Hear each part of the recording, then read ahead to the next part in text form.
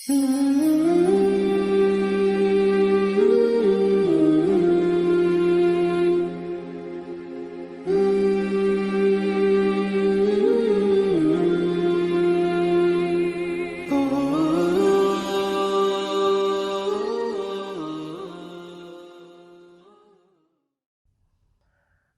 علیکم ورحمۃ اللہ وبرکاتہ۔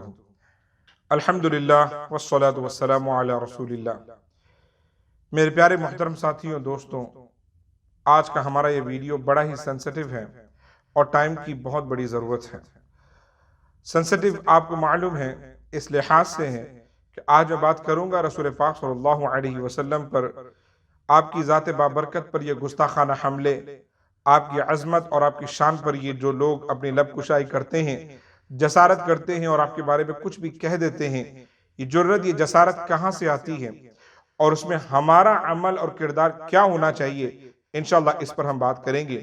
موجودہ حالات میں آپ اچھی طریقے سے واقف ہیں کہ ہندوستان کی سرزمین پر ایک جو ہے بی جے پی کی لیڈر جنہوں نے رسول پاک صلی اللہ علیہ وسلم کی کردار پر انگلی اٹھائی ہے اور بہت ہی غیر مہذب الفاظ میں رسول پاک صلی اللہ علیہ وسلم کی شخصیت کو یاد کیا ہے، یقیناً عدم علم ہے، حضور کو پڑھا نہیں ہے، اسی لیے وہ اس طریقے سے بات کر رہی ہیں۔ لیکن انشاءاللہ الرحمن آگے اس ویڈیو میں اور آگے آنے والی ویڈیو میں ان گستاخانہ حرکتوں کا جو تھوڑا سا بیک گراؤنڈ آپ کے سامنے رکھوں گا اور اس میں ہمارا کیا کردار ہونا چاہیے یہ بھی آپ کو بتاؤں گا انشاءاللہ۔ سب سے پہلے تو میں آپ کو بتا دوں کہ رسول پاک صلی اللہ علیہ وسلم ہوں یا دیگر انبیاء کرام ہوں، ان کی ذات بابرکت پر حملے کرنا، ان پر الزام تراشیاں کرنا، یہ کوئی نیا کام نہیں ہے۔ قرآن مقدس نے جا بجا رسول پاک صلی اللہ علیہ وسلم کی رسول پاک صلی اللہ علیہ وسلم کی عظمت کو اجاگر کیا ہے اور آپ کا دفاع بھی کیا ہے۔ حضور کے زمانے میں ہی آپ کے اپنے رشتہ دار بھی کچھ ایسے گزرے ہیں کہ جنہوں نے حضور پاک صلی اللہ علیہ وسلم کو برا بھلا کہا ہے۔ قرآن نے اس پر باضابطہ سورت نازل کی، تبت یدا ابی لہب وتب۔ اسی طریقے سے کچھ اور لوگ ہیں جنہوں نے حضور کو برا بھلا کہا تو قرآن نے دفاع کرتے ہوئے 10 برائیاں ذکر کی اور اینڈ میں فرمایا عتل بعد ذلک زنیم، کہ سب سے بڑی بات یہ ہے کہ یہ شخص حرامی ہے کیونکہ اس نے رسول پاک صلی اللہ علیہ وسلم کی گستاخی کی ہے، اور جس کا ثبوت احادیث کریمہ سے ملتا ہے۔ تو میرے عزیز ساتھیوں، حضور کی گستاخی کرنا یہ آپ کی زندگی میں بھی بڑا کامن تھا۔ کیوں کامن؟ اگر کسی کی قسمت میں جب مہر لگی ہوتی ہے تو رسول پاک صلی اللہ علیہ وسلم جیسی بابرکت شخصیت سامنے موجود ہو اور وہ نظر نہیں آتی اور ایمان سے یہ لوگ محروم رہتے ہیں، اور آج موجود ہے، قرآن کی آیتیں نازل ہو رہی ہے، وہ سامنے ان کے نظر آ رہی ہیں لیکن وہ محروم رہتے ہیں۔ میرے عزیز ساتھیوں، اللہ رب العزت کا بے پناہ کرم کہ الحمدللہ ہم مؤمن ہیں اور ہم رسول پاک صلی اللہ علیہ وسلم پر ایمان رکھتے ہیں، لیکن یہ ایمان ملتا قسمت والوں کو ہے جنہیں اللہ رب العزت نے چنا ہوتا ہے۔ میرے عزیز ساتھیوں، حضور پاک صلی اللہ علیہ وسلم کی ذات بابرکت پر یا اسلام پر یا قرآن پر حملے ایک عرصے سے ہو رہے ہیں، لیکن آپ کو مایوس ہونے کی ضرورت نہیں ہے۔ اسلام پر جب بھی حملے ہوئے ہیں، قرآن پر جب بھی حملہ ہوا ہے، رسول پاک صلی اللہ علیہ وسلم کی ذات بابرکت کو جب بھی ٹارگٹ کیا گیا ہے، دنیا نے دیکھا ہے کہ اللہ رب العزت نے دفاع کیا ہے، لیکن اس کے طرز ڈیفرنٹ ہوئے ہیں۔ کئی مرتبہ جو آپ کو معلوم ہے حضور کے زمانے میں تو چلو قرآن کی آیتیں نازل ہو گئی، لیکن اس کے بعد میں یہ ہوا ہے کہ جب کبھی ایسا ہوا ہے الحمدللہ اسلام نے اپنا سر اٹھایا ہے، مسلمان مزید کامیاب ہوئے ہیں، لوگوں کو اسلام کا پیغام ملا ہے۔ انشاءاللہ میں اس کی کچھ اہم مثالیں دیتا ہوں، لیکن سب سے پہلے میں آپ کو ایک بات بتا دوں، اس وقت پوری دنیا میں مل کر متحد ہو کر اسلام کے خلاف حملے کیے جا رہے ہیں۔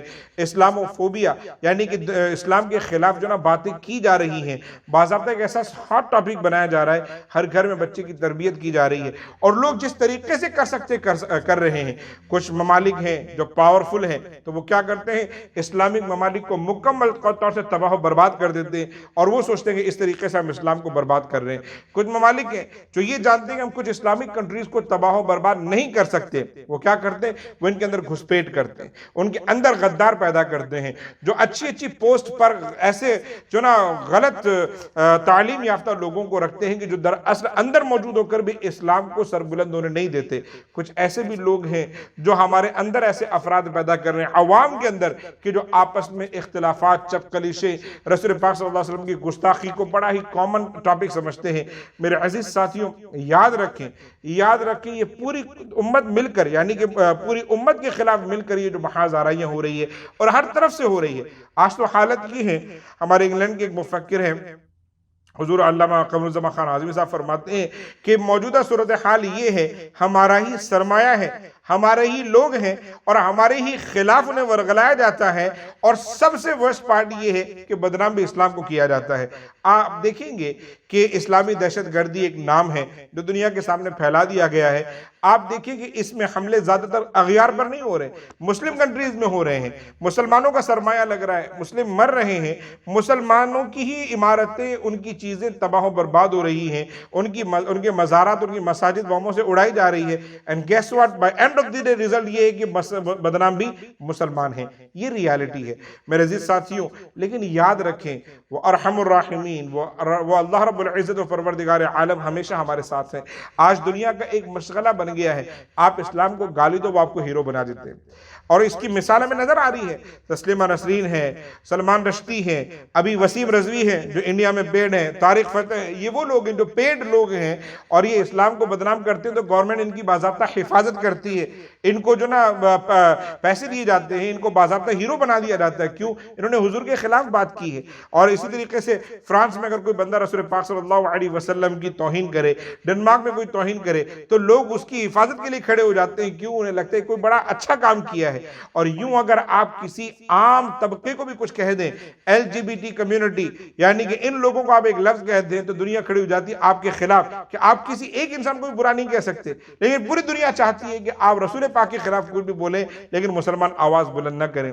لیکن میرے عزیز ساتھیوں، اسلام پر جب حملہ ہوا ہے الحمدللہ اسلام سر بلند ہوا ہے. 9/11 اس کی ایک کوشش ہے، ورلڈ ٹریڈ سینٹر 2 بلڈنگیں اڑا دی گئی، بدنام اسلام کو کیا گیا.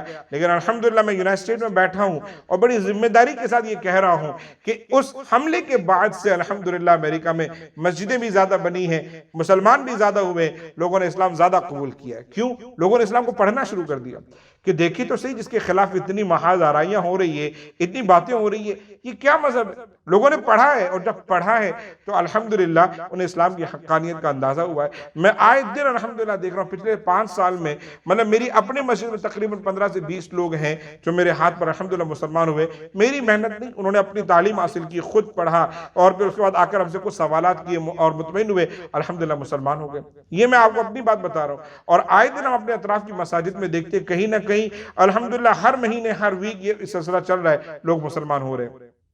حالانکہ اسلام کے خلاف جو نا پورا سوشل میڈیا بھرا پڑا ہے، حالانکہ اسلام کے خلاف آپ دیکھیں کہ تمام جو نا نیوز چینلز بھرے پڑے، پروپیگنڈا ہو رہا ہے.